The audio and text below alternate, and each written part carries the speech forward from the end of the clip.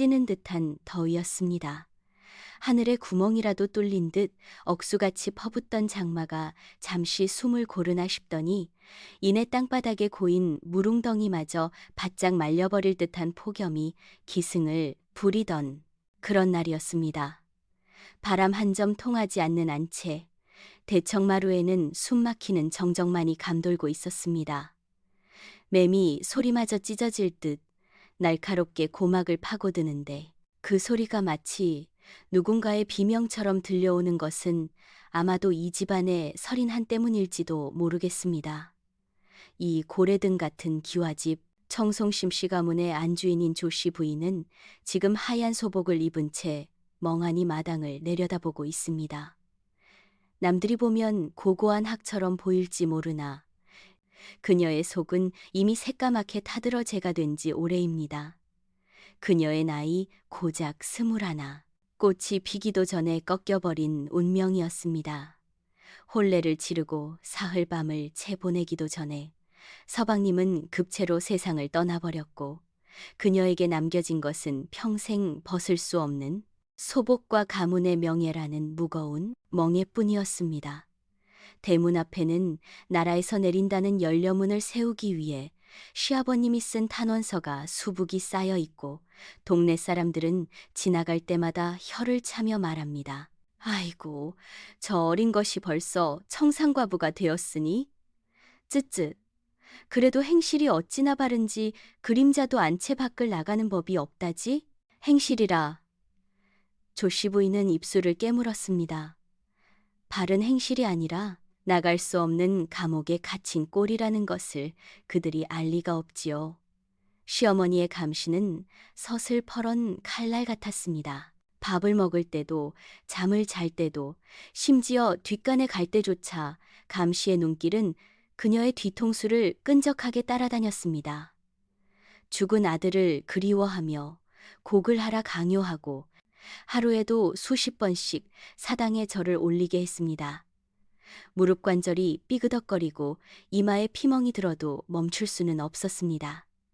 그것이 이 집안에서 살아남는 유일한 방법이었으니까요. 그날도 그랬습니다. 점심 수라를 물리고 난 오후, 나른한 햇살이 창호지 문을 뚫고 들어와 방안을 후끈하게 달구고 있을 때였습니다. 조씨 부인은 턱하니 막혀오는 숨을 참으며 바느질을 하고 있었습니다.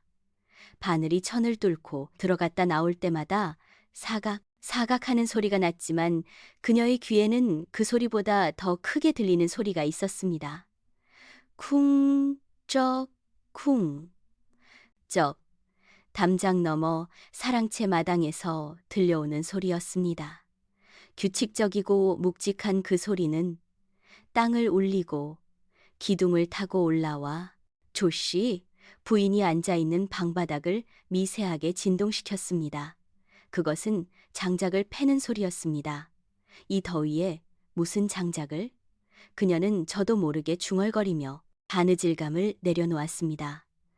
이마에 송골송골 맺힌 땀을 훔쳐내며 문 쪽으로 기어갔습니다. 시어머니는 낮잠이 드셨는지 안방 쪽은 쥐 죽은 듯 조용했습니다. 지금이 아니면 바깥 구경조차 할 수 없는 처지였습니다. 조씨 부인은 떨리는 손가락으로 문풍지에 아주 작은 구멍을 하나 냈습니다. 침을 발라톡 건드리자 콩알만한 구멍이 생겼고 그 작은 틈으로 바깥 세상이 비좁게 들어왔습니다. 그리고 그곳에 그가 있었습니다. 머슴 돌쇠였습니다. 이 집안의 굳은 일은 도맡아 하는 천한 종놈. 하지만 지금 조씨 부인의 눈에 비친 그는 천한 종이 아니었습니다. 자결하는 태양 아래 그는 상의를 훌렁벗어 던진 채 도끼질에 열중하고 있었습니다. 구릿빛 피부는 기름을 바른 듯 번들거렸고 땀방울이 굵은 빗줄기처럼 등줄기를 타고 흘러내려 바지춤으로 스며들고 있었습니다. 쿵! 그가 도끼를 머리 위로 번쩍 들어올리자 등판의 근육들이 마치 살아있는 짐승처럼 꿈틀거렸습니다. 어깨에서 허리로 이어지는 역삼각형의 단단한 몸매는 조씨 부인이 한 번도 본 적 없는, 아니, 보아서는 안 될 남자의 육체였습니다. 죽은 서방님은 병약하여 혼례 첫날 밤에도 식은땀만 흘리다 잠이 들었더랬습니다. 사내의 몸이 저토록 강인하고 뜨거운 것인 줄 그녀는 미처 알지 못했습니다. 쩍 도끼날이 장작을 파고들 때마다 튀어오르는 나무 조각들이 햇빛을 받아 반짝였습니다. 돌쇠는 거친 숨을 몰아쉬었습니다. 후, 후. 그 숨소리가 어찌나 큰지 안채에 있는 조씨 부인의 귀에까지 뜨거운 입김이 닿는 것만 같았습니다. 돌쇠가 땀에 젖은 머리카락을 쓸어 넘기며 잠시 허리를 폈습니다. 그 순간 그의 가슴 근육이 크게 부풀어 올랐다가 가라앉는 모습이 적나라하게 보였습니다. 툭 붉어진 쇄골 아래로 흐르는 땀방울이 가슴털 사이를 지나 배꼽 아래로 더 깊고 은밀한 곳으로 사라지는 것을 보며 조씨 부인은 저도 모르게 마른 침을 삼켰습니다. 꿀꺽 목구멍이 타들어가듯 뜨거웠습니다. 자신이 지금 무엇을 보고 있는 것인가? 이것은 죄악이었습니다.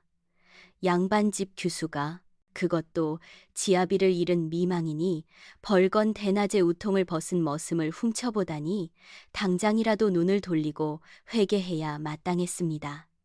하지만 그녀의 눈동자는 마치 무엇에 홀린 듯 돌쇠의 몸에 못 박혀 떨어질 줄을 몰랐습니다. 돌쇠가 다시 도끼를 잡았습니다. 그의 팔뚝에 굵은 힘줄이 지렁이처럼 돋아났습니다. 꽉 쥔 주먹, 도끼자루를 감싸 쥔 그 투박하고 거친 손 조씨 부인은 문득 저 손이 도끼자루가 아니라 자신의 허리를 감싸 안는다면 어떨까 하는 불경한 상상을 하고 말았습니다. 저 팔뚝에 안기면 뼈가 으스러져도 좋으련만 생각이 꼬리를 물자 몸이 반응하기 시작했습니다. 서늘해야 할 안방 바닥이 불구덩이처럼 뜨겁게 느껴졌습니다. 조씨 부인은 저고리, 고름을 꽉 쥐었습니다. 숨이 가빠오고 허벅지, 안쪽이 찌릿하게 저려왔습니다. 밤마다 죽은 남편의 위패를 껴안고 흐느끼던 차가운 밤과는 달랐습니다.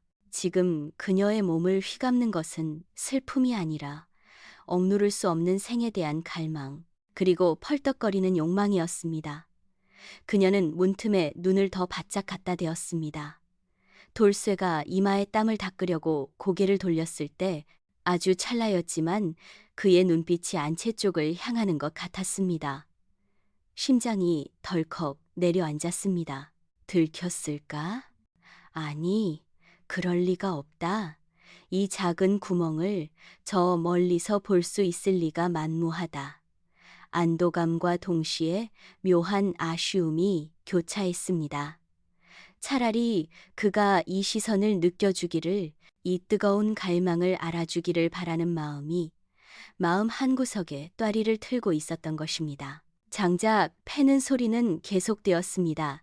쿵쩍 쿵쩍. 그 소리는 마치 조씨 부인의 심장 박동 소리와 겹쳐져 점점 더 빨라지고 점점 더 강렬해졌습니다.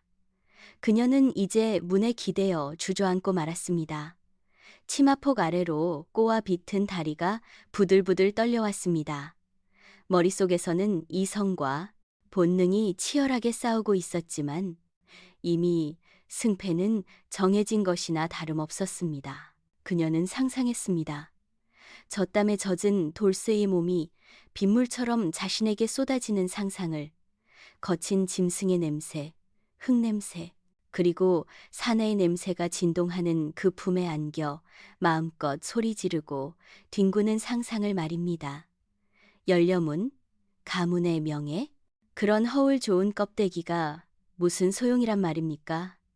지금 당장 목말라 죽겠는데 눈앞에 흐르는 맑은 물을 마시지 말라니요. 조씨, 부인의 얼굴이 잘 익은 홍시처럼 붉게 달아올랐습니다.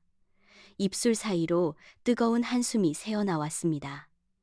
아, 바로 그때였습니다.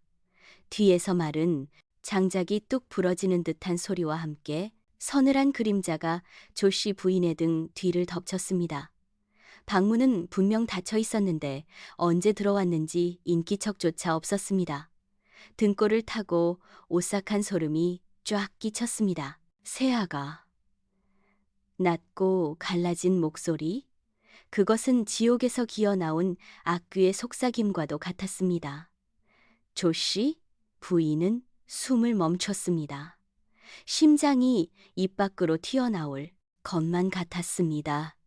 천천히, 아주 천천히 고개를 돌려 뒤를 바라보았습니다. 그곳에는 시퍼런 안광을 번득이며 시어머니가 문고리를 잡은 채 서늘하게 웃고 있었습니다. 그녀의 손에는 웬 하얀 천이 들려 있었는데 자세히 보니 그것은 조씨 부인이 밤마다 몰래 눈물을 닦던 속적삼이 아니겠습니까? 시어머니의 인매가 기괴하게 비틀리며 다시 한번 입을 열었습니다. 내년이 지금 무엇을 보고 있었느냐? 조씨 부인은 그 자리에서 숨이 멎는 것만 같았습니다. 등 뒤에서 들려온 시어머니의 목소리는 한여름의 열기를 단번에 얼려버릴 만큼 서늘했기 때문입니다. 문틈으로 훔쳐보던 시선이 허공에서 갈 길을 흔들렸습니다. 쿵, 쿵, 쿵 심장 박동 소리가 귓가에서 천둥처럼 울려 퍼져 시어머니의 숨소리조차 들리지 않을 지경이었습니다.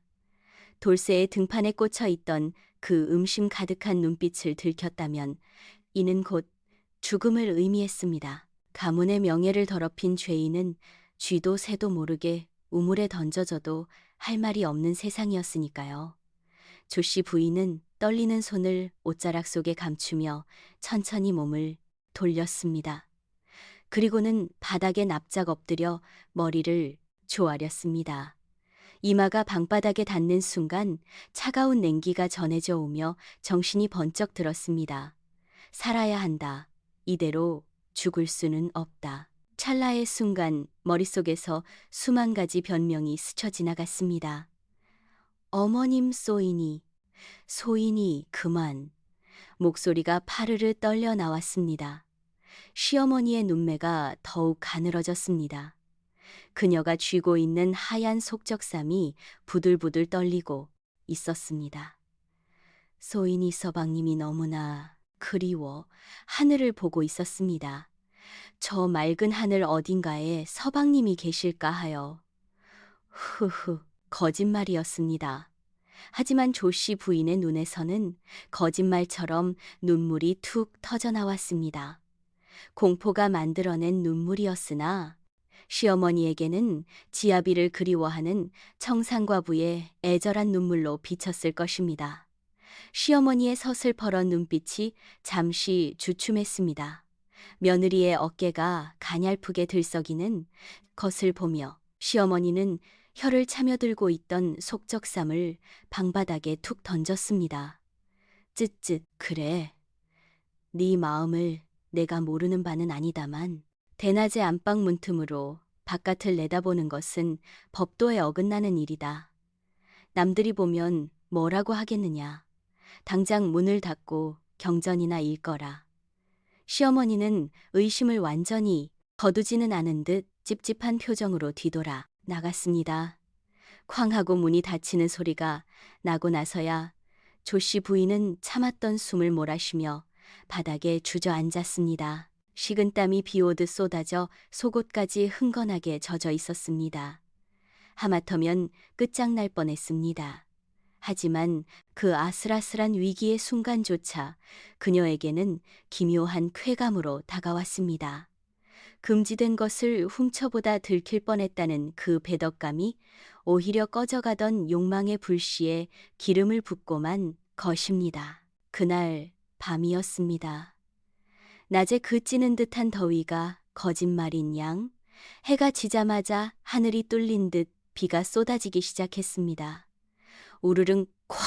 하늘이 쪼개지는 듯한 천둥 소리와 함께 번개가 번쩍이며 어두운 방 안을 대낮처럼 하얗게 비췄다 사라지기를 반복했습니다. 빗줄기는 사정없이 기와지붕을 때리고 마당을 휩쓸었습니다. 마치 세상의 모든 소리를 집어삼킬 듯 포효하는 빗소리 덕분에 담장 너머의 소리는 물론이고 바로 옆방의 인기척조차 들리지 않는 밤이었습니다. 조씨 부인은 호티브를 덮고 누웠으나 잠을 이룰 수가 없었습니다. 낮에 보았던 돌쇠의 붉은 부릿빛 피부와 꿈틀거리는 근육이 눈꺼풀 안쪽에 문신처럼 새겨져 지워지지 않았습니다. 빗소리는 마치 돌쇠의 거친 숨소리 같았고 천둥소리는 그가 도끼를 내리찍던 소리처럼 들렸습니다. 몸이 달아올라 견딜 수가 없었습니다. 이불을 걷어찼다가 다시 덮기를 수십 번. 그녀는 결국 자리를 박차고 일어났습니다. 이 빗속이라면, 이 천둥소리라면 아무도 모를 것입니다. 그녀는 문 밖을 향해 나직하게, 그러나 단호하게 불렀습니다. 그녀는 문 밖을 향해 나직하게. 비바람 소리에 묻혀 대답이 없자 그녀는 문을 살짝 열고 복도를 지키던 어린 몸종 아이를 불렀습니다. 아가, 내가 몸살 기운이 있어 오한이 드는구나. 오늘은 건너방에 가서 자거라. 내 병이 옮을까 걱정이니 얼씬도 하지 말거라. 어린 종려는 마님의 명이 떨어지기 무섭게 넙죽 절을 하고는 빗속을 뚫고 행랑채로 달려갔습니다. 이제 안채에는 조씨 부인 혼자뿐이었습니다. 텅 빈 집, 쏟아지는 폭우, 그리고 끓어오르는 욕망 여후 모든 무대가 완벽하게 갖춰졌습니다. 그녀는 젖은 입술을 깨물며 낮에 보아두었던 머슴 방 쪽을 향해 마음속으로 외쳤습니다. 오거라, 내 너를 부를 것이니. 잠시 후 처마 밑으로 묵직한 발소리가 들려왔습니다. 돌쇠였습니다. 안주인이 밤늦게 부른다는 전가를 받고 빗속을 뚫고 달려온 모양이었습니다. 마님, 부르셨습니까요? 문 밖에서 들려오는 사내의 목소리는 비에 젖어 더욱 굵고 낮게 깔렸습니다. 조씨 부인은 침을 꿀꺽 삼키며 떨리는 목소리를 애써 감추고 말했습니다. 그래, 들어오거라. 예, 마님 쏘이니 어찌 감히 안방 문턱을 들어오라 하지 않느냐. 비가 이리 쏟아지는데 밖에서 얘기할 셈이냐. 그녀의 호통에 문이 스르르 열렸습니다. 후욱 하고 끼쳐오는 비냄새, 흙냄새, 그리고 사내의 땀냄새가 섞인 묘한 향기가 조씨 부인의 코끝을 자극했습니다. 돌쇠는 고개를 푹 숙인 채 엉거주춤 방 안으로 들어섰습니다. 빗물에 젖은 삼배옷이 그의 몸에 달라붙어 낮에 보았던 그 탄탄한 가슴과 팔뚝의 윤곽을 적나라하게 드러내고 있었습니다. 물이 뚝뚝 떨어지는 머리카락 사이로 보이는 그의 눈동자는 두려움과 당혹감으로 심하게 흔들리고 있었습니다. 감히 하늘 같은 마님방에 그것도 이 야심한 밤에 들어왔으니 오금이 저릴 만도 했습니다. 조씨 부인은 촛불 그림자 뒤에 앉아 그를 빤히 바라보았습니다. 가까이서 보니 더욱 실감나는 사내의 육체였습니다. 그녀는 짐짓 엄한 목소리로 꾸짖듯 말했습니다. 돌쇠야, 내 놈이 오늘 아궁이에 불을 잘못된 것이냐? 방바닥이 얼음장 같아 견딜 수가 없구나. 내 오한이 들어 뼈마디가 시린데 어찌 이리 불을 소홀히 다루었느냐? 돌쇠는 화들짝 놀라 무릎을 꿇고 바닥을 더듬거렸습니다. 아, 아니고 마님. 분명 군부를 넉넉히 지폈습니다요. 어디 한번? 그가 투박하고 큰 손바닥으로 방바닥을 짚어보았습니다. 절절 끓지는 않아도 분명 미지근한 온기가 남아 있었습니다. 하지만 돌쇠는 차마 마님의 말씀에 토를 달 수 없어 당황하며 어쩔 줄을 몰랐습니다. 소인의 손에는 따뜻하게 느껴지는데 혹 마님께서 몸살이 심하셔서 그런가 봅니다요. 내당장 가서 장작을 더 넣어오겠습니다. 돌쇠가 급히 몸을 돌려나가려 하자 조씨, 부인의 다급한 목소리가 그를 붙잡았습니다. 거기 서라. 돌쇠의 발걸음이 뚝 멈췄습니다. 장작을 더 때우려면 시간이 걸리지 않느냐. 나는 지금 당장 추워 죽겠단 말이다. 조씨 부인은 이불자락을 살짝 걷어내며 하얀 버선발을 쑥 내밀었습니다. 촛불 아래 드러난 그녀의 발은 갓 쪄낸 백설기처럼 희고 고와서 투박한 돌쇠의 손과는 비교조차 할 수 없을 만큼 이질적이었습니다. 내 놈, 손이 따뜻하다 하였느냐? 그럼 이리 와서 내 발을 좀 주무르거라. 혈이 막혀서 발끝이 차가운 모양이니 네, 그 뜨거운 손으로 녹여보란 말이다. 돌쇠의 눈이 휘둥그레졌습니다. 감히 종놈의 손으로 마님의 옥체를 만지라니요. 있을 수 없는 일이었습니다. 하지만 마님의 명령은 절대적이었습니다. 그는 덜덜 떨리는 몸을 이끌고 엉금엉금 무릎으로 기어 조씨 부인의 발치로 다가갔습니다. 무엄하오나? 그럼 잠시 실례하겠습니다요. 돌쇠가 조심스럽게 두 손을 뻗어 조씨 부인의 발을 감싸 쥐었습니다. 찌릿, 마치 벼락을 맞은 듯한 전율이 발끝을 타고 머리끝까지 솟구쳤습니다. 돌쇠의 손은 거칠고 투박하기 짝이 없었지만 마치 불덩이를 쥐고 있는 듯 뜨거웠습니다. 그 열기가 차가운 조씨 부인의 발을 단숨에 녹여버릴 기세였습니다. 돌쇠 역시 놀란 듯 움찔했습니다. 마님의 발은 너무나 작고 부드러워서 자칫 힘을 주면 부서질 것만 같았습니다. 돌쇠는 조심조심 엄지손가락으로 발바닥에 움푹 들어간 곳을 꾹꾹 눌렀습니다.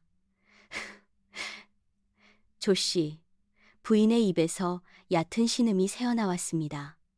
그 소리에 돌쇠의 손길이 멈칫했습니다. 계속하거라. 멈추지 말고? 그녀의 재촉에 돌쇠는 다시 손을 움직였습니다. 처음에는 발바닥만 주무르던 손길이 점차 발목을 타고 올라왔습니다. 억세고 거친 손바닥이 종아리에 매끄러운 살결을 쓸고 지나갈 때마다 조씨 부인은 정신이 아득해지는 현기증을 느꼈습니다. 이것이 사내의 손길이구나. 이것이 남녀의 접촉이구나. 지난 몇 년간 잊고 살았던, 아니, 한 번도 느껴보지 못했던 감각이 온몸의 세포를 깨우고 있었습니다. 창밖의 빗소리는 더욱 거세졌습니다. 방 안의 공기는 습기와 열기로 끈적해졌고 두 사람의 숨소리는 점차 거칠어졌습니다. 돌쇠는 고개를 푹 숙인 채 오로지 손끝의 감각에만 집중하려 애썼지만 코앞에서 풍겨오는 마님의 분냄새와 살냄새의 정신이 혼미해질 지경이었습니다. 눈을 들어 마님을 볼 용기는 없었지만 자신의 손안에 잡힌 이 하얀 다리가 누구의 것인지, 이 상황이 얼마나 위험하고도 짜릿한 것인지 본능적으로 알고 있었습니다. 어느새 돌쇠의 손은 종아리를 지나 무릎 아래까지 올라와 있었습니다. 조씨, 부인은 이제 참을 수가 없었습니다. 발끝에서 시작된 불길이 아랫배를 지나 가슴까지 번져가고 있었습니다. 그녀는 상체를 숙여 고개를 숙이고 있는 돌쇠의 얼굴 가까이 다가갔습니다. 돌쇠야. 나직하게 부르는 소리에 돌쇠가 흠칫 놀라 고개를 들었습니다. 두 사람의 시선이 허공에서 얽혔습니다. 돌쇠의 눈동자는 공포와 욕망이 뒤섞여 혼란스럽게 흔들리고 있었고 조씨, 부인의 눈동자는 먹잇감을 노리는 냉수처럼 기이하게 빛나고 있었습니다. 내 놈, 손이 참으로 뜨겁구나. 조씨 부인이 손을 뻗어 비에 젖어 차가운 돌쇠의 뺨을 어루만졌습니다. 차가운 뺨과 대비되는 뜨거운 손길에 돌쇠는 숨을 들이켰습니다. 그런데 어찌 손만 뜨거운 것이냐? 그녀의 손이 돌쇠의 뺨을 타고 내려와 굵은 목을 지나 빗물에 젖어 쇄골이 드러난 가슴팍에 닿았습니다. 쿵! 쿵! 쿵 돌쇠의 심장이 터질 듯이 뛰고 있는 것이 손바닥을 통해 고스란히 전해졌습니다. 다른 곳도 뜨거운지 내가 확인해 봐야겠다. 조씨, 부인의 손가락이 돌쇠의 저고리 고름을 낚아챘습니다. 돌쇠가 기겁하며 뒤로 물러나려 했지만 그녀는 놓아주지 않았습니다. 오히려 그를 향해 몸을 던지듯 바짝 다가앉으며 붉게 충혈된 눈으로 속삭였습니다. 마님, 이러시면 아니 됩니다. 밖에서 누가 듣기라도 하면. 누가 듣는단 말이냐. 이 빗소리에 하늘이 무너져도 모를 게다 너도 원하고 있지 않느냐. 낮에 도끼질을 할 때 나를 보지 않았느냐? 조씨, 부인은 더 이상 채통 따위는 지킬 생각이 없었습니다. 그녀는 돌쇠의 옷자락을 꽉 쥔 채 그를 방바닥으로 밀어붙였습니다. 힘으로 따지면 돌쇠가 마님을 뿌리치는 것은 일도 아니었으나 감히 상전의 몸에 손을 댈 수 없다는 뿌리, 깊은 계급의식이 그의 손발을 묶어버린 것이나 다름없었습니다. 그때였습니다. 우르릉 쾅! 바로 머리 위에서 천둥이 치는 것 같은 굉음과 함께 방문이 벌컥 열렸습니다. 바람이 훅 몰아치며 촛불이 꺼져버렸습니다. 순식간에 암흑천지가 된 방, 안칠흑 같은 어둠 속에서 누군가가 문지방을 넘어 들어오는 소리가 들렸습니다. 뚜벅, 뚜벅. 빗물에 젖은 신발이 방바닥을 밟는 소리, 그리고 어둠 속에서 나직하게 들려오는 목소리는 돌쇠와 조씨 부인의 피를 얼어붙게 만들기에 충분했습니다. 이 밤중에 문을 열어놓고 무슨 짓들이냐? 누구냐? 조씨 부인의 입에서 짐승의 비명 같은 고함이 터져나왔습니다. 어둠 속 문지방 너머에 서 있는 검은 그림자는 벼락 맞은 대추나무처럼 뻣뻣하게 굳어 있었습니다. 빗소리가 너무 거세어 그자가 누구인지 적인지 아군인지 분간조차 할 수 없는 찰나의 침묵이 흘렀습니다. 심장이 갈비뼈를 부수고 나올 듯 쿵쾅거렸고 턱 밑까지 차오른 공포의 돌쇠는 바닥에 납작 엎드린 채 숨조차 쉬지 못했습니다. 마님 소인 만석이옵니다. 비바람이 하도 거세어 문단속을 하러 돌던 중 안방문이 열려 있기에 혹 도둑고양이라도 들었나 하여 늙은 행랑아범 만석의 쉰 목소리였습니다. 10년 감수했다는 말이 이를 두고 하는 말이겠지요. 조씨 부인은 가슴을 쓸어내리며 짐짓 더 표독스럽게 소리를 질렀습니다. 이 상황을 모면할 길은 오로지 호통뿐이었습니다. 내 이놈, 감히 안채를 함부로 기웃거리다니. 내 더워서 잠시 문을 열어 빗소리를 듣고 있었거늘 내 놈이 불쑥 들어와 내 간이 떨어질 뻔하지 않았느냐. 썩 물러가지 못할까. 아이고, 죽을 죄를 지었습니다요. 소인은 그저 걱정이 되어 듣기 싫다. 당장 문 닫고 썩 꺼져라. 내 아침에 내 놈의 무례함을 엄히 다스릴 것이다. 만석은 연신 허리를 조아리며 뒷걸음질 쳤습니다. 덜컹 하고 문이 닫히는 소리가 나자마자 방 안은 다시금 완벽한 어둠과 정적에 휩싸였습니다. 오직 거친 빗소리만이 지붕을 때리고 있었습니다. 조씨 부인은 그제야 참았던 숨을 토해냈습니다. 긴장이 풀리자 다리에 힘이 풀려 주저앉으려는 찰나 바닥에 엎드려 있던 돌쇠가 엉거주춤 고개를 들었습니다. 어둠 속에서도 그의 눈인자가 공포로 희번덕거리는 것이 보였습니다. 마님, 이제 소인은 어찌합니까요? 만석아범이 눈치를 챘으면. 조씨 부인이 돌쇠의 입을 손바닥으로 틀어막았습니다. 그녀의 손바닥은 식은땀으로 축축했지만 그 온도는 끓는 물처럼 뜨거웠습니다. 방금 전까지 느꼈던 죽음의 공포가 기이하게도 순식간에 정욕의 불쏘시개가 되어 활활 타오르기 시작했습니다. 들킬 뻔했다는 그 아슬아슬함, 금기를 깼다는 배덕감이 조씨 부인의 이성을 마비시켜버린 것입니다. 오히려 잘 되었다. 만석 아범이 다녀갔으니 이제 아무도 이 방을 찾지 않을 게다. 이 빗소리가 우리의 담벼락이 되어줄 것이야. 조씨 부인은 돌쇠의 멱살을 잡아 자신 쪽으로 끌어당겼습니다. 훅 끼쳐오는 사내의 땀 냄새가 비릿하면서도 달콤하게 코끝을 찔렀습니다. 그녀는 더 이상 고고한 양반집 교수가 아니었습니다. 굶주린 암호랑이처럼 그녀는 돌쇠의 두툼한 입술을 탐했습니다. 마님, 돌쇠의 저항은 무력했습니다. 아니, 그것은 저항이라기보다는 본능에 굴복하기 직전의 마지막 몸부림이었습니다. 마님의 부드러운 살결이 거친 삼배옷 속으로 파고들자 돌쇠의 이성 또한 뚝 끊어지고 말았습니다. 그는 투박한 손으로 조씨 부인의 허리를 감싸 안았습니다. 으스러질 듯한 악력 조씨 부인은 고통 섞인 신음을 흘리면서도 오히려 더 바짝 그에게 매달렸습니다. 그래, 그렇게 나를 부러뜨려라.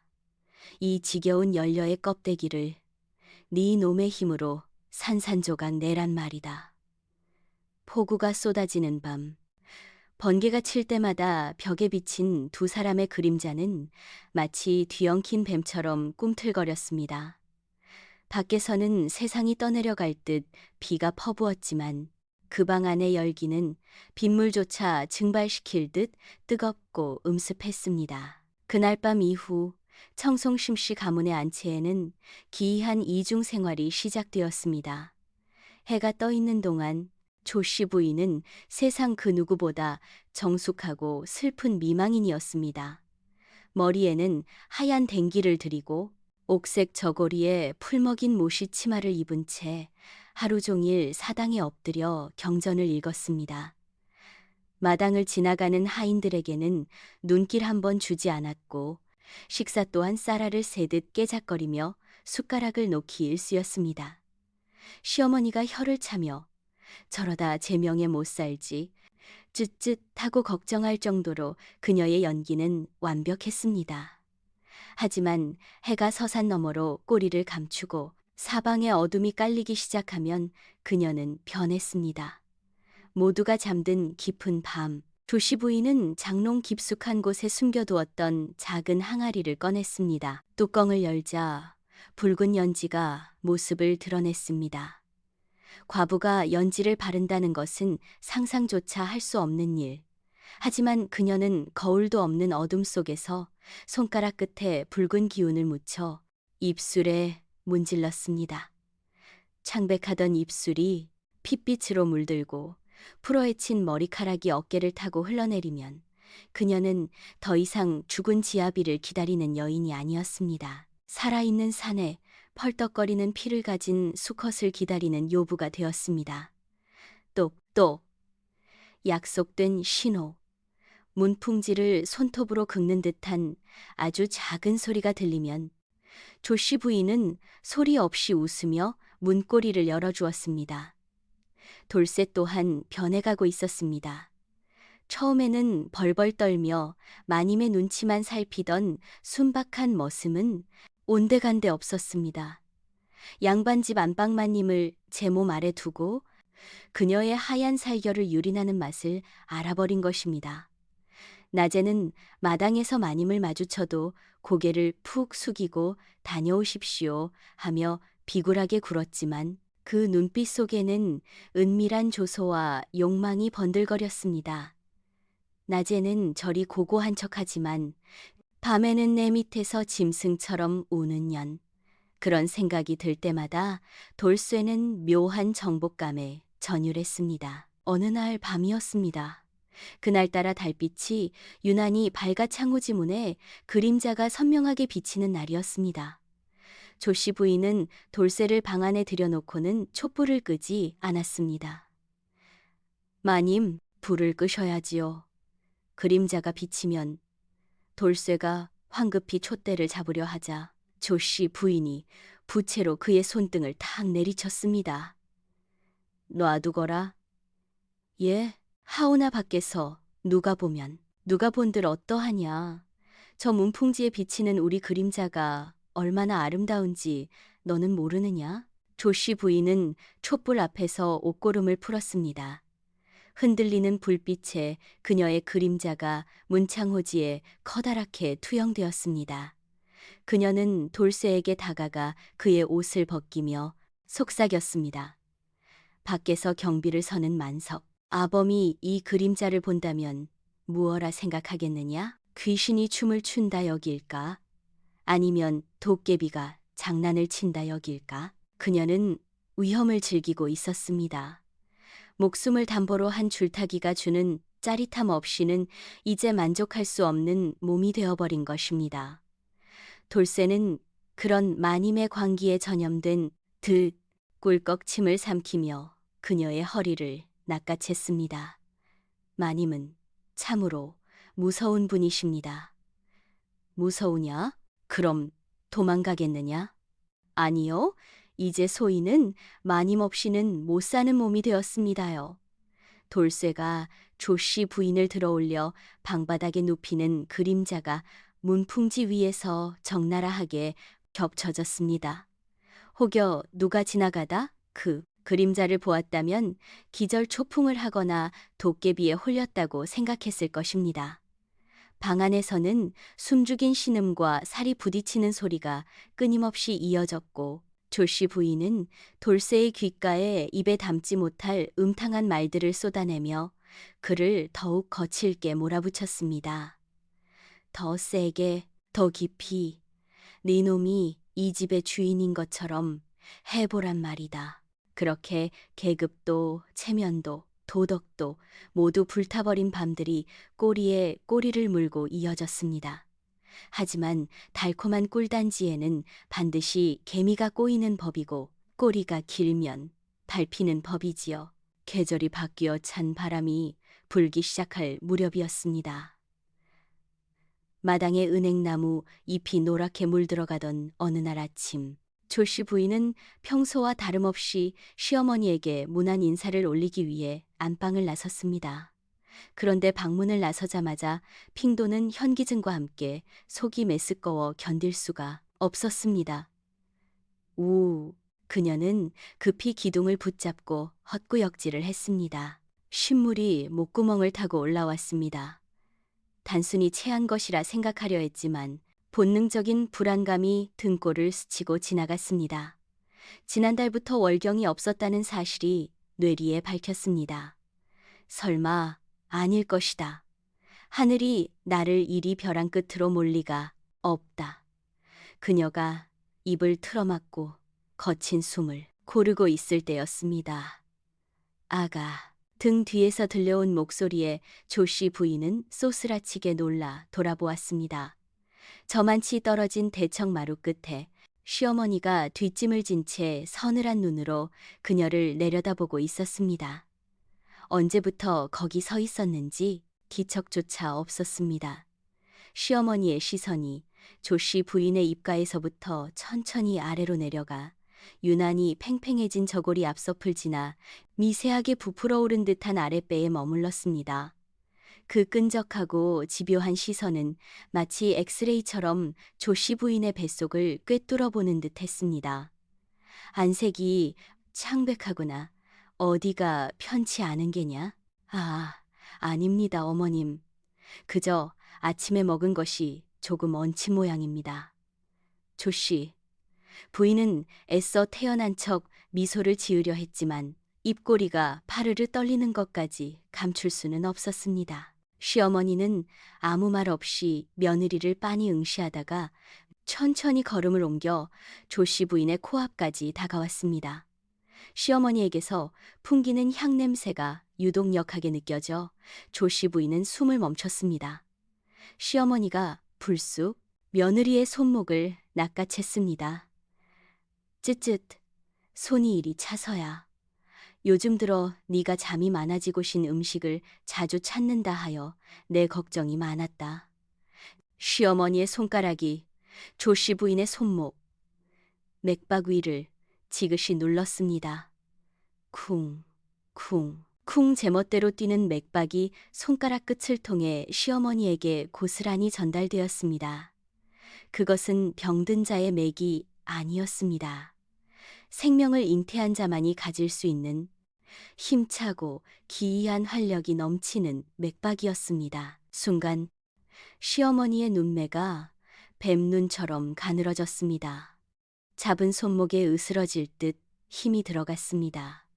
이상하구나. 죽은 아범이 떠난 지가 벌써 반년이 넘었는데.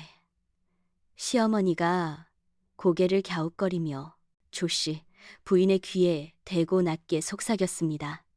어찌 네 몸 안에는 두 개의 심장이 뛰고 있는 것 같으냐?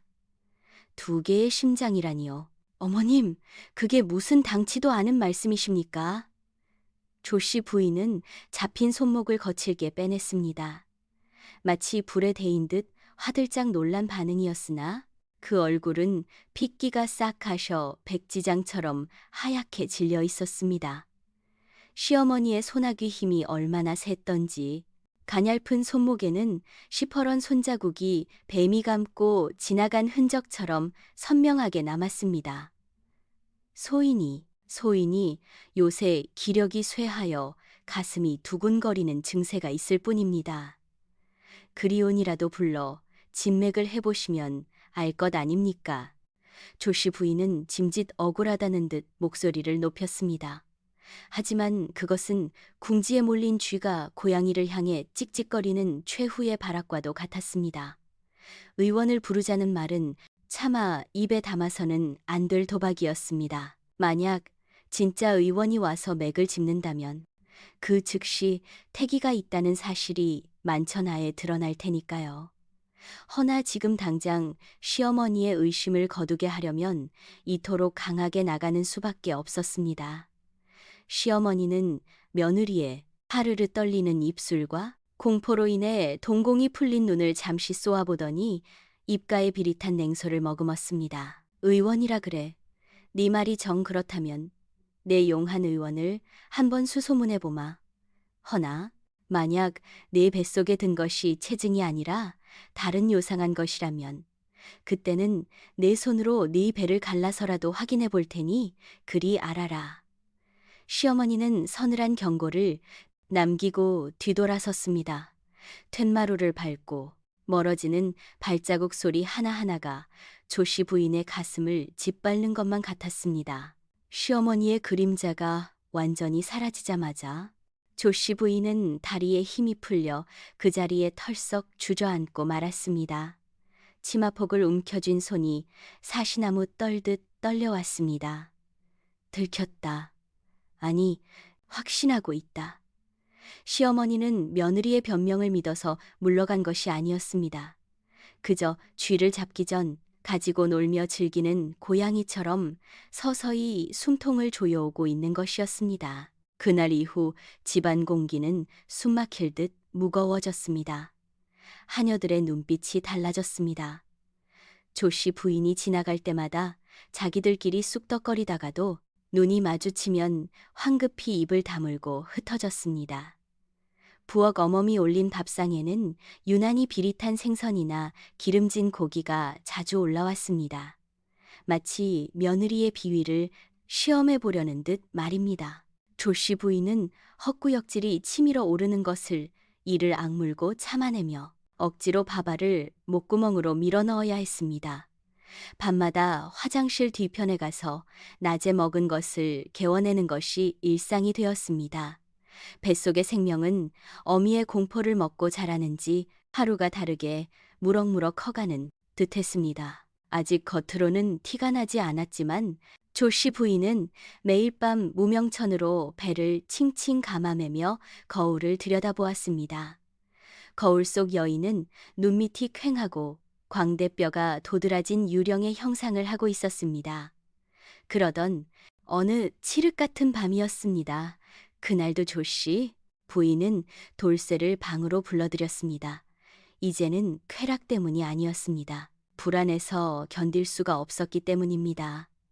이 무서운 비밀을 공유한 유일한 공범자 돌쇠의 품에 안겨 있지 않으면 당장이라도 미쳐버릴 것만 같았습니다. 마님, 이제 그만하시지요. 집안 분위기가 심상치 않습니다. 만석아범이 저를 보는 눈초리가 예사롭지 않아요. 밤마다 순찰을 도는 횟수도 늘었고 돌쇠가 조씨 부인의 머리카락을 쓸어 넘기며 걱정스럽게 속삭였습니다. 그의 투박한 손길만이 조씨 부인에게 유일한 위안이었습니다. 겁내지 마라. 내다 생각이 이따 정 안 되면 우리 둘이 도망치면 그만이다. 도망이라니요? 어디로 간단 말입니까? 잡히면 능지처참을 당할 텐데. 이리 주구나 저리 주구나 매 한 가지 아니냐. 내 뱃속에. 네, 씨가 자라고 있단 말이다. 조씨. 부인의 입에서 터져나온 말에 돌쇠는 숨을 들이켰습니다. 그의 눈이 튀어나올 듯 커졌습니다. 네? 그게 참말입니까요? 마님, 그게 정말. 돌쇠는 사색이 되어 말을 잇지 못했습니다. 머슴과 양반 과부의 통정만으로도 목이 달아날 판국에 아이라니, 그것은 곧 죽음을 의미하는 사형 선고나 다름없었습니다. 바로 그때였습니다. 저벅, 저벅, 저벅, 복도를 울리는 발자국 소리가 들려왔습니다. 평소 순찰을 도는 만석 아범의 발소리와는 달랐습니다. 훨씬 가볍지만 훨씬 단호하고 빠른 발걸음 덩굴이고 그 소리는 정확히 안방을 향해 다가오고 있었습니다. 누구? 돌쇠가 벌떡 일어나려 하자 조씨 부인이 그의 어깨를 짓눌렀습니다. 쉬, 어머님이다. 조씨. 부인의 감각이 비명처럼 경고를 보내고 있었습니다. 이 야심한 시각에 시어머니가 직접 행차하다니 이것은 습격이었습니다. 도망칠 곳은 없었습니다. 문을 열고 나가면 바로 마주칠 것이고 창문을 넘기에는 이미 늦었습니다. 방 안을 휘둘러 보던 조씨 부인의 시선이 벽에 붙은 자개 장롱에 꽂혔습니다. 저기, 저 안으로 들어가거라. 네? 장롱 말씀입니까? 잔말 말고 어서. 조씨 부인은 돌쇠를 떠밀어 장롱문을 열고 그를 쑤셔 넣었습니다. 비단 이불과 한복들이 꽉 들어찬 좁은 공간에 거구의 사내가 몸을 구겨 넣으니 장롱이 터질 듯 삐걱거렸습니다. 숨소리도 내지 마라. 들키면 너도 죽고 나도 죽는 것이다. 조씨 부인이 장롱문을 닫자마자 방문이 벌컥 열렸습니다. 아가, 자느냐? 노크도 인기척도 없이 들이닥친 시어머니였습니다. 그녀의 손에는 촛불 하나 들려있지 않았지만 등 뒤에 선 하녀들이 든 횃불 덕분에 방안이 대낮처럼 환해졌습니다. 조씨 부인은 이불 속에 앉아 있다가 소스라치게 놀란 척 가슴을 쓸어내렸습니다. 어머님, 이 밤중에 어인일이십니까? 시어머니는 대답 없이 방 안으로 성큼성큼 들어왔습니다. 그녀의 코가 벌름거렸습니다. 방 안에 가득 찬 밤꽃 냄새, 그리고 낯선 사내의 땀 냄새를 맡은 짐승처럼 시어머니의 눈이 방 안 구석구석을 훑기 시작했습니다. 방 안에서 요상한 냄새가 나는구나. 꼭 짐승 누린내 같기도 하고 말이다. 그럴 리가 있겠습니까? 제가 몸이 안 좋아 쑥을 좀 태웠더니 냄새가 밴 모양입니다. 냄새라. 시어머니는 묘한 웃음을 흘리며 천천히 방을 거닐었습니다. 병풍 뒤를 쓱 들춰보고 문갑 위를 손가락으로 훑어보았습니다. 조씨 부인의 심장은 장롱 속에 숨은 돌쇠의 심장과 공명하듯 쿵쿵거렸습니다. 시어머니의 발걸음이 점점 장롱 쪽으로 다가갔습니다. 안 돼, 제발. 시어머니가 장롱 앞에 멈춰 섰습니다. 자개 장식 위로 그녀의 손바닥이 미끄러지듯 스쳐 지나갔습니다. 장롱 안에는 돌쇠가 입을 틀어막고 숨을 멈춘 채 웅크리고 있을 터였습니다. 시어머니가 장롱 문고리에 손을 갖다 대었습니다. 옷까지 좀 챙겨야겠다. 날이 추워지니 두툼한 소미불이 필요할 테지. 그녀가 문고리를 잡아당기려는 찰나 조씨 부인이 비명을 지르며 달려들었습니다. 어머님, 그 써슬에 놀란 시어머니가 손을 멈췄습니다. 조씨 부인은 바느질 바구니 옆에 놓인 가위를 집어들고 자신의 목에 겨누었습니다. 은빛 날이 촛불에 번뜩였습니다. 밤중에 며느리 방을 뒤지는 것이 사대부가의 법도입니까? 차라리 죽이십시오. 저를 의심하여 이리 모욕을 주실 바에는 이 자리에서 혀를 깨물고 자결하여 제 결백을 증명하겠습니다. 머리를 산발하고 가위를 겨눈 며느리의 모습은 영락없는 미친년이었습니다. 광기에 번들거리는 눈빛에 시어머니조차 흠칫 뒤로 물러섰습니다. 며느리가 정말로 목이라도 찌른다면 가문의 망신살이 뻗칠 일이었습니다. 아직 물증을 잡지 못한 상태에서 사달이 나면 곤란했습니다. 거참, 누가 널 의심한다 하더냐. 왜 이리 표독스럽게 구는 게냐. 알았어. 내 그만 나가마. 시어머니는 혀를 차며 뒷걸음질 쳤습니다. 하지만 문을 나서기 직전 그녀는 다시 한번 뒤를 돌아 장롱을 쏘아보았습니다. 그 눈빛은 오늘은 물러가지만 내일은 어림없다고 말하고 있었습니다.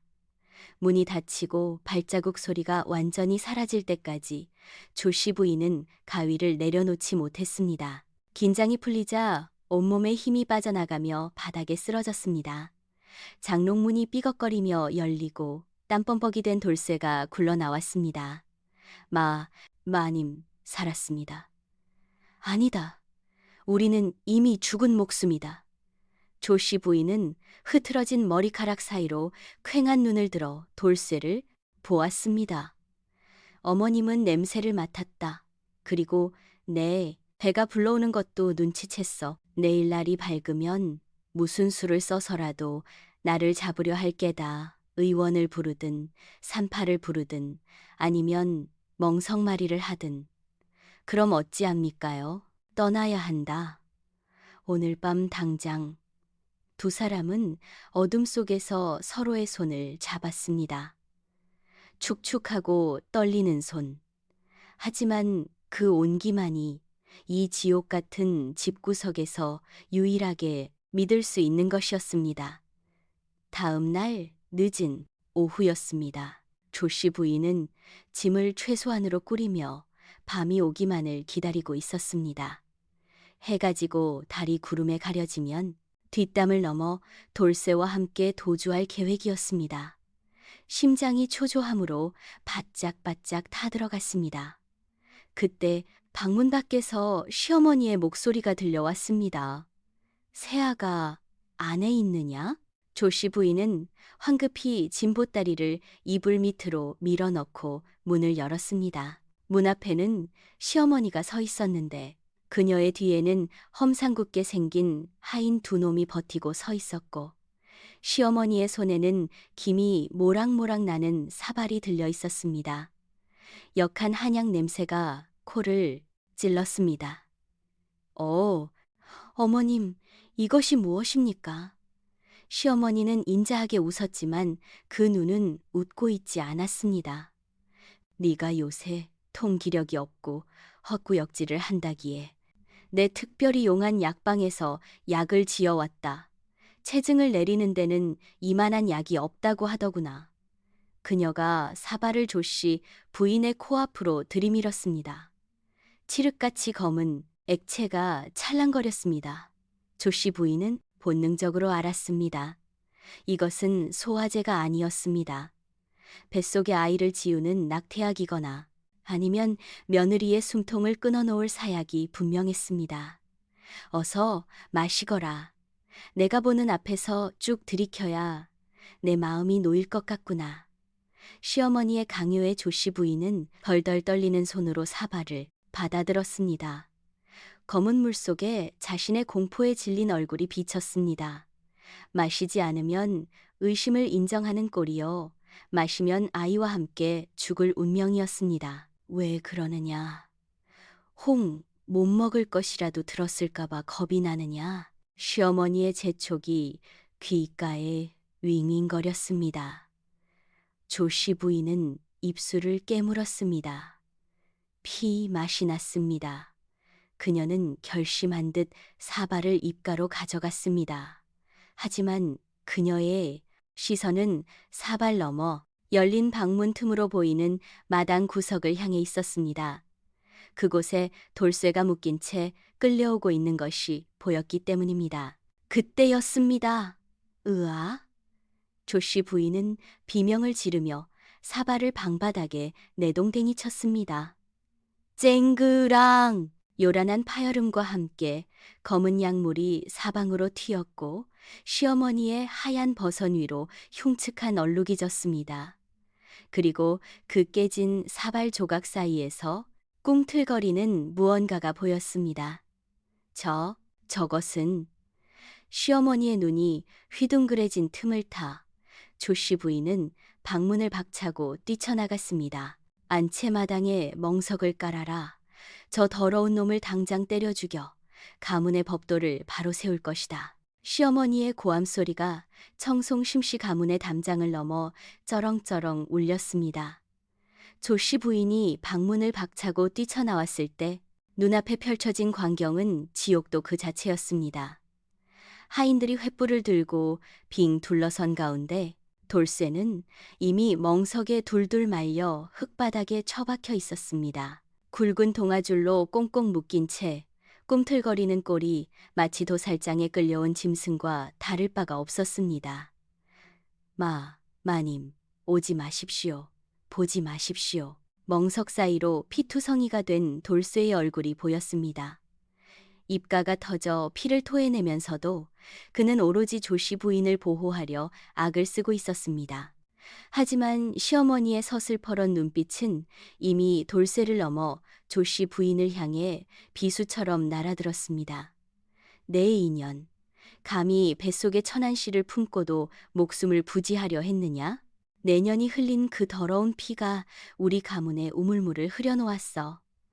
시어머니는 품에서 무언가를 꺼내 조씨 부인의 발치에 툭 던졌습니다. 챙그랑 차가운 쇠붙이 소리와 함께 흙바닥에 꽂힌 것은 은장도였습니다.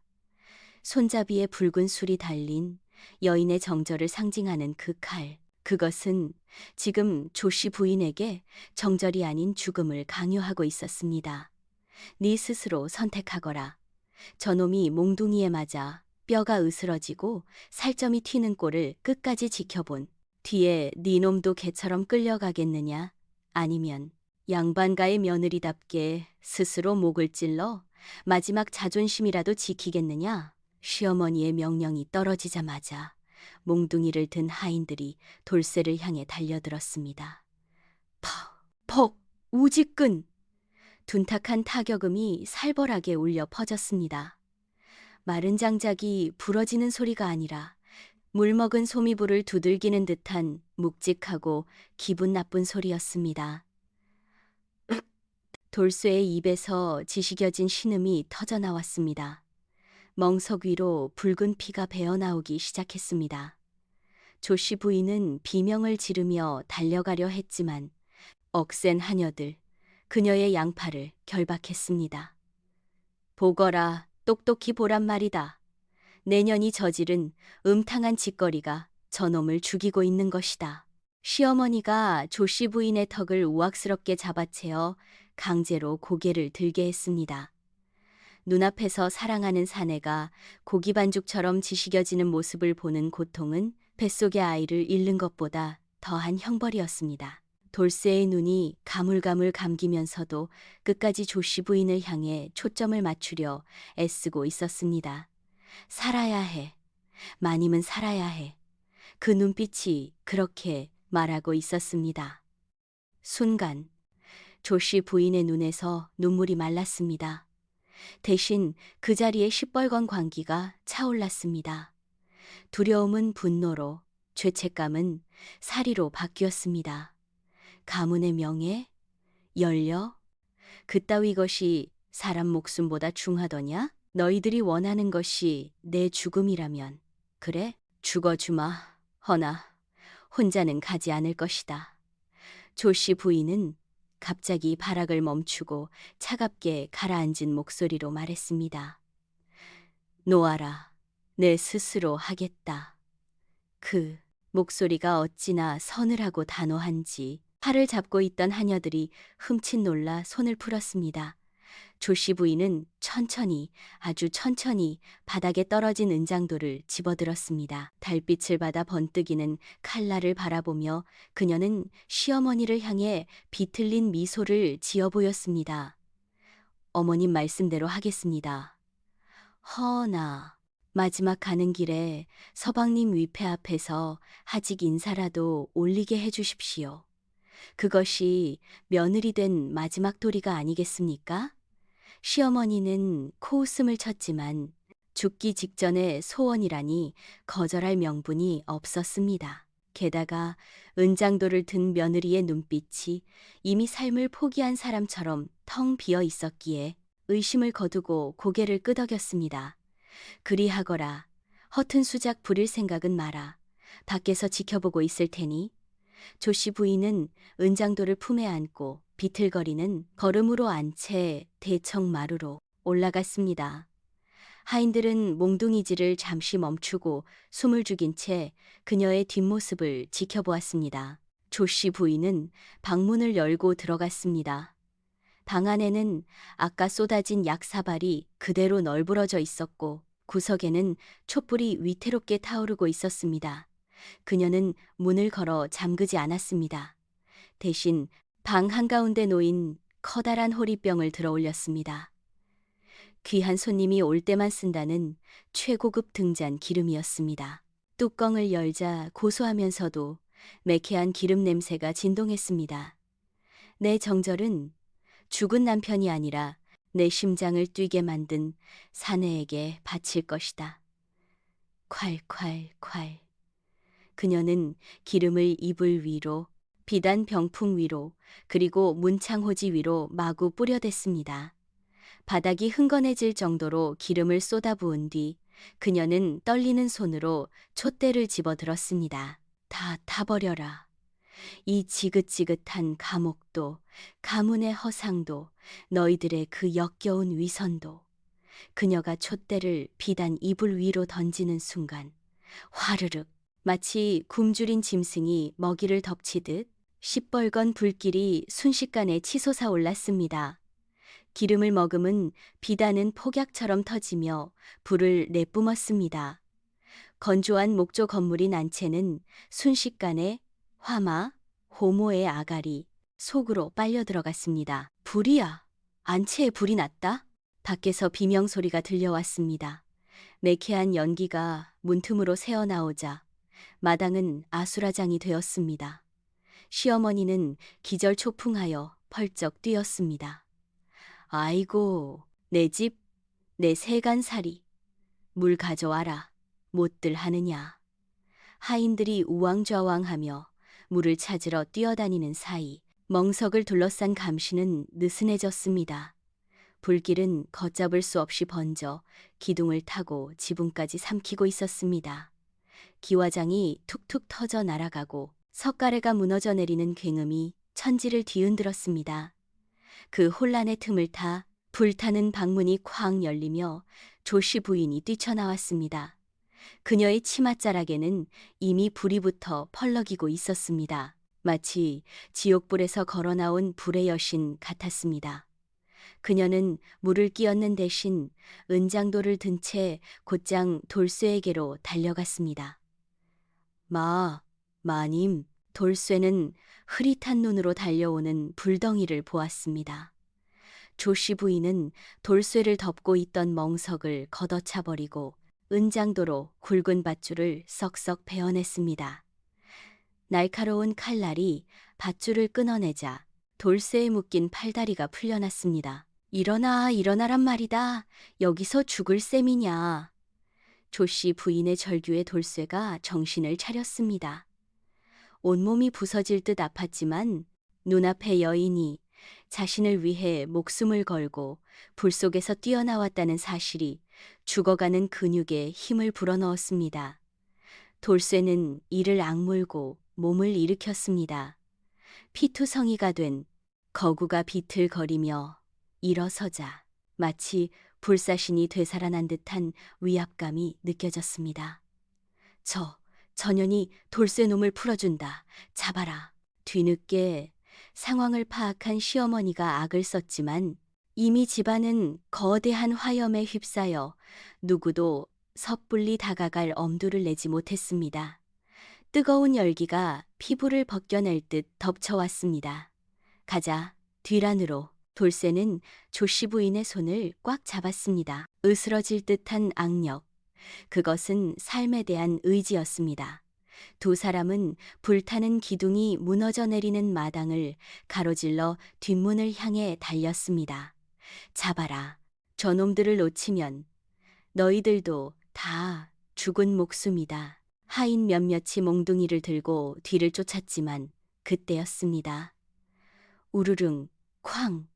안채의 대들보가 굉음을 내며 무너져 내리면서 불똥이 사방으로 튀었습니다. 불길이 대문을 덮치더니 가문의 자랑이라던 그 높고 거대한 연려문으로 옮겨 붙었습니다. 수십 년간 과부들의 피눈물을 먹고 서 있던 그 붉은 홍살문이 시뻘건 불길에 휩싸여 비틀거렸습니다. 아, 안 돼. 연려문이. 시어머니는 바닥에 주저앉아 통곡했습니다. 집이 타는 것보다 연려문이 타는 것이 더 억장이 무너지는 듯 했습니다. 그 틈에 조씨 부인과 돌쇠는 뒷담을 훌쩍 뛰어넘었습니다. 어둠 속으로 몸을 던지기 전 조씨 부인은 마지막으로 뒤를 돌아보았습니다. 거대한 불기둥이 되어 타오르는 연려문. 그 불꽃이 마치 자신들을 배웅하는 횃불처럼 보였습니다. 그녀는 입고 있던 거추장스러운 거치마를 벗어 불길 속에 던져버렸습니다. 잘 있거라. 나는 이제 조씨 가문의 며느리가 아니다. 두 사람은 서로의 손을 생명줄처럼 움켜쥐고 칠흑 같은 어둠이 깔린 산속으로 짐승의 숨소리가 들리는 숲속 깊은 곳으로 미친 듯이 달리기 시작했습니다. 뒤에서는 잡아라 하는 고함 소리와 건물이 무너지는 소리가 뒤섞여 들려왔지만 그들의 거친 숨소리와 심장 박동 소리에 묻혀 점점 희미해져 갔습니다. 밤이슬이 맺힌 풀숲을 헤치고 가시덤불에 살이 찢기는 줄도 모르고 얼마나 달렸을까. 달빛조차 닿지 않는 깊은 산중, 더 이상 추격자의 횃불도 보이지 않는 곳에 이르러서야 두 사람은 바닥에 쓰러지듯 멈춰섰습니다. 돌쇠는 피투성이가 된 몸으로 가쁜 숨을 몰아쉬며 조씨 부인을 바라보았습니다. 조씨 부인 역시 그 으름투성이에 머리는 산발이 되어 꼬리말이 아니었습니다. 하지만 두 사람의 눈빛만은 어둠 속에서도 별처럼, 아니 짐승의 눈처럼 형형하게 빛나고 있었습니다. 마님, 아니 부인? 괜찮으시오? 돌쇠의 투박한 물음에 조씨 부인이 피식 웃음을 터뜨렸습니다. 부인이라 듣기 좋구나. 그래, 나는 괜찮다. 너는? 소인은 부인과 함께라면 지옥불이라도 건널 수 있습니다. 두 사람은 서로를 끌어안았습니다. 땀 냄새, 피 냄새, 그리고 탄 냄새가 뒤섞인 그 처절한 포옹 속에서 그들은 비로소 살아있음을 느꼈습니다. 그러나 그들의 도주는 이제 막 시작된 것에 불과했습니다.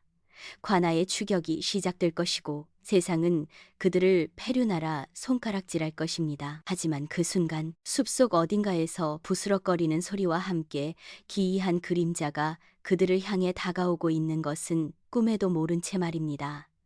부스럭 어둠 속에서 나타난 그림자는 짐승이 아니었습니다.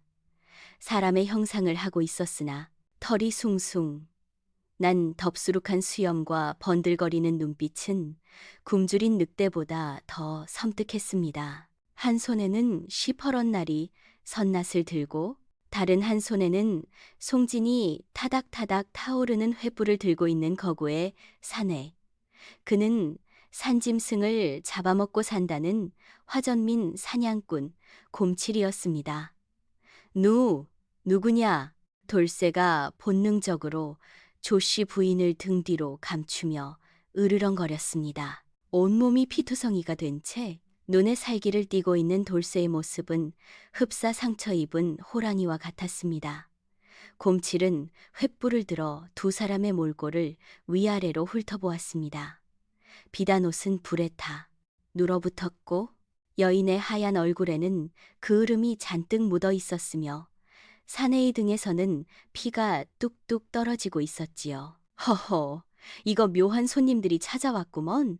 관아에 쫓기는 도망자 신세인가? 곰칠의 걸걸한 목소리가 숲을 울렸습니다. 돌쇠는 대답 대신 주먹을 불끈 쥐었습니다. 당장이라도 덤벼들 기세였습니다. 하지만 조씨 부인이 돌쇠의 팔을 잡았습니다. 그녀는 떨리는 다리를 지탱하며 곰치를 똑바로 응시했습니다. 길을 잃었습니다. 우리는 죄인이 아닙니다. 그저 살고 싶어 도망친 사람들입니다. 곰칠은 씩 웃으며 누런 이빨을 드러냈습니다. 그는 산전수전 다 겪은 눈치로 이들이 사연 있는 남녀라는 것을 대번 알아챘습니다. 살고 싶다란 놈들의 횃불이 저 밑까지 쫓아왔던데 이 깊은 산중 지리를 모르면 꼼짝없이 잡혀 죽을 게 뻔하지. 내 뒤를 따라오겠나? 아니면 여기서 늑대 밥이 되겠나? 선택의 여지가 없었습니다. 두 사람은 곰칠의 뒤를 따라 험준한 산길을 오르기 시작했습니다. 길이라 부르기도 민망한 바위 틈과 가시덤불, 숲을 헤치고 나가는 고행이었습니다. 고운 비단심만 신던 조씨 부인의 발은 금세 피투성이가 되었습니다. 가시에 찔리고 돌부리에 채여 걸음마다 피자국이 남았지만 그녀는 신음소리 한 번 내지 않았습니다. 돌쇠가 그녀를 업으려 했지만 그녀는 고개를 저었습니다. 아니다. 내 몸이 더 성치 않다. 내 발로 걷겠다. 이제 나는 마님이 아니다. 내 두 발로 땅을 딛지 못하면 살아갈 수 없다. 독한 마음에 감탄했는지 앞서가던 곰칠이 힐끔 뒤를 돌아보며 중얼거렸습니다. 거참 양반네 아녀자 같은데 깡다구 하나는 쇠가죽보다 질기구먼. 밤새 걷고 또 걸어 새벽 안개가 자욱하게 깔릴 무렵에야 그들은 산중턱 깊숙이 숨겨진 화전민 마을에 도착했습니다. 마을이라기보다는 흙과 나무로 대충 엮어 만든 움막 몇 채가 옹기종기 모여 있는 곳이었습니다. 그곳에는 나라의 세금을 피해 도망친 자, 영모에 휘말린 자, 그리고 신분의 굴레를 벗어던진 자들이 모여 살고 있었습니다. 법도 따위는 통하지 않는 오로지 힘과 생존만이 법인 세상이었습니다. 그날부터 조씨 부인과 돌쇠의 제2의 인생이 시작되었습니다.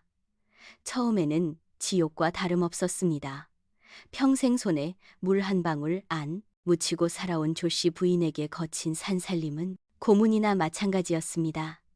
쌀밥 대신 칡뿌리와 나무 껍질로 죽을 쑤어 먹어야 했고 비단 이불 대신 거적대기를 덮고 자야 했습니다. 돌쇠는 몸이 회복되기도 전에 밭을 일구고 나무를 하러 다녀야 했습니다. 하지만 가장 큰 시련은 조씨 부인의 산통과 함께 찾아왔습니다. 몇 달 뒤 매서운 눈보라가 치는 한겨울 밤이었습니다. 움막 안에서 조씨 부인의 자지러지는 비명소리가 터져 나왔습니다.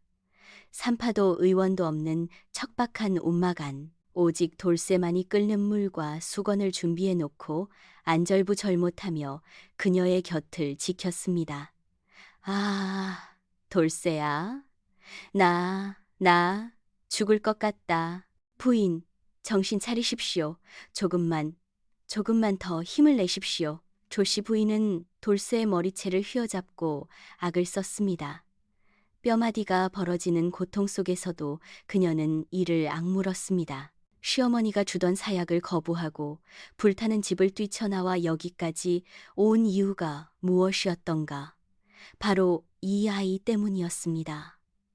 죽은 남편의 핏줄이 아닌 내가 사랑하는 사내의 핏줄. 응애. 새벽녘 우렁찬 울음소리가 눈보라 소리를 뚫고 울려 퍼졌습니다. 피와 땀으로 범벅이 된 조씨 부인의 품에 쭈글쭈글한 핏덩이가 안겼습니다. 아들이었습니다. 돌쇠는 굵은 눈물을 뚝뚝 흘리며 조씨 부인의 젖은 이마에 입을 맞췄습니다. 고생하셨소. 정말 고생하셨소, 부인. 보아라, 돌쇠야. 우리 아이다. 우리 아야. 그날 이후 조씨 부인은 완전히 다른 사람이 되었습니다. 고고했던 양반집 규수의 껍질은 산산이 부서지고 그 자리에는 억척스러운 산골 어멈만이 남았습니다. 그녀는 더 이상 거울을 보지 않았습니다. 뽀얗던 피부는 햇볕에 그을려 구릿빛으로 변했고 고운 손마디는 굵어지고 굳은 살이 박여 투박해졌습니다. 밭을 갈다가 뱀이 나오면 호미로 때려잡아 국을 끓였고 아이가 울면 젖을 물린 채 낫지를 했습니다. 화전민 사내들이 그녀를 희롱하려 들면 눈 하나 깜짝 안 하고 낯을 치켜들며 내 남편은 호랑이도 맨손으로 때려잡는 돌쇠요. 뼈를 추리고 싶지 않으면 썩 꺼지시오 하고 호통을 쳤습니다. 그 기세가 어찌나 등등한지 곰칠 영감조차 혀를 내두를 정도였습니다. 돌쇠 역시 마을에서 제일 가는 일꾼이 되었습니다. 그는 낮에는 밭을 갈고 밤에는 사냥을 하며 처자식을 먹여 살렸습니다. 비록 몸은 고되고 가난했지만 밤마다 좁은 움막에서 세 식구가 살을 맞대고 누우면 세상 부러울 것이 없었습니다. 열려문 아래서 숨죽여 살던 시절보다 비록 짐승처럼 살지언정 자유로운 지금이 100번 1000번 행복했습니다. 세월은 유수와 같이 흘러 10년이 지났습니다. 어느 화창한 봄날 산 아래 장터에서 물건을 팔러 온 보찜 장수 하나가 길을 잃고 화전민 마을로 들어왔습니다. 목이 말라 우물가를 찾던 보찜 장수는 물을 깃고 있는 한 여인을 보고 걸음을 멈췄습니다. 여인은 허름한 무명옷을 입고 있었지만 그 자태가 예사롭지 않았습니다. 낡은 옷으로도 가려지지 않는 기품, 그리고 무엇보다 세월의 풍파 속에서도 여전히 빛나는 그 오똑한 콧날과 깊은 눈매가 어딘가 낯이 익었습니다. 그녀의 곁에는 건장한 사내 아이 둘과 예쁜 계집아이 하나가 제잘거리며 뛰어놀고 있었습니다. 물 한 바가지 얻어 마실 수 있겠소? 보찜 장수의 물음에 여인은 말없이 표주박에 물을 담아 건넸습니다. 물을 마시던 보찜 장수는 여인의 얼굴을 빤히 쳐다보며 고개를 갸웃거렸습니다. 거참 실례지만 혹시 예전에 청송심 씨 댁 아닙니다. 내가 헛것을 본 모양이요. 보찜 장수는 10년 전 불타 없어진 대감집에 그 아름다웠던 며느리를 떠올렸지만 설마 그 귀한 마님이 이런 산골짜기에서 밭을 메고 있을 리 없다고 생각하며 고개를 저었습니다. 그 마님은 열렬을 지키려다 불에 타 죽었다고 소문이 났으니까요. 여인은 보찜 장수의 말에 옅은 미소를 지었습니다. 그 미소는 한때 안방마님이었던 조씨 부인의 것이었으나 동시에 지금은 새 아이의 어미이자 한 사내의 아내인 화전민 안악의 것이기도 했습니다. 사람을 잘못 보셨습니다. 저는 그저 이 산골에서 나고 자란 촌부일 뿐입니다. 여인은 물동이를 머리에 이고 뒤돌아섰습니다. 그때 밭에서 일을 마치고 돌아오던 돌쇠가 그녀를 발견하고 환하게 웃으며 손을 흔들었습니다. 여보, 아이들아, 아버지가 왔다. 아이들이 아버지 하고 소리치며 달려가 돌쇠의 품에 안겼습니다. 땀에 젖은 돌쇠가 여인에게 다가가 물동이를 대신 받아들며 이마의 땀을 닦아주었습니다. 무겁지 않소? 내가 든다니까. 아니에요. 당신이야말로 고생했죠. 얼른 가서 밥 먹읍시다. 두 사람은 서로를 바라보며 다정하게 웃었습니다. 그 눈빛에는 지난 10년간 함께 겪어온 풍파와 그보다 더 깊은 신뢰와 사랑이 담겨 있었습니다. 보찜 장수는 그 평화로운 뒷모습을 멍하니 바라보다가 홀린 듯 산을 내려갔습니다. 그 후로 장터에는 기이한 소문이 돌기 시작했습니다. 깊은 산속 화전민 마을에 가면 예전 불타 죽었다던 대감집 며느리를 쏙 빼닮은 여자가 살고 있다고 말입니다. 그 여자는 밤이면 호랑이 같은 사내의 품에 안겨 세상에서 가장 행복한 웃음을 짓는다더라는 이야기였습니다. 사람들은 혀를 차며 말했습니다. 쯧쯧, 귀신이 곡할 노릇이군. 양반집 마님이 머슴이랑 도망쳐서 산다니 그게 말이 되는가? 하지만 누군가는 술잔을 기울이며 이렇게 말하기도 했습니다. 말도 안 되는 소리 말게. 차라리 그게 낫지 않은가? 차가운 열려문 아래서 평생을 수절하며 말라 죽느니 뜨거운 산의 품에서 하루를 살아도 불꽃처럼 사는 게 진짜 사람 사는 맛 아니겠나. 지금도 그 산골짜기에는 봄이 되면 이름 모를 들꽃들이 흐드러지게 핀다고 합니다.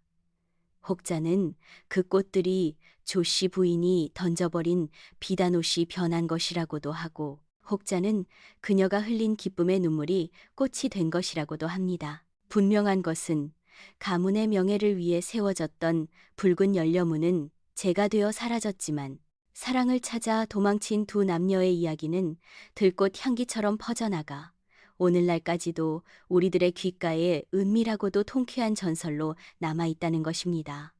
달빛조차 숨을 죽이는 깊은 밤, 어디선가 들려오는 부엉이 울음소리에 귀를 기울여 보십시오. 어쩌면 그 소리 사이로 세상이 굴레를 비웃으며 자유롭게 사랑했던 두 사람의 거친 숨소리가 들려올지도 모르는 일이니까요. 긴 여정이었습니다. 조선시대의 엄격한 신분제와 연려 이데올로기라는 거대한 벽에 균열을 내고 끝내 자신들의 욕망과 사랑을 쟁취해낸 조씨 부인과 돌쇠의 이야기 어떠셨나요? 단순한 탈출을 넘어 신분을 뛰어넘어 생존과 가족이라는 진짜 삶의 가치를 찾아가는 과정을 그리고자 했습니다. 고운 손이 투박해지는 것은 추락이 아니라 자기 삶의 주인이 되어가는 훈장과도 같은 것이니까요. 이 이야기가 답답한 일상 속에서 작은 해방감을 주었기를 바랍니다. 다음에는 또 어떤 기이하고도 가슴 뛰는 야담으로 찾아뵐까요?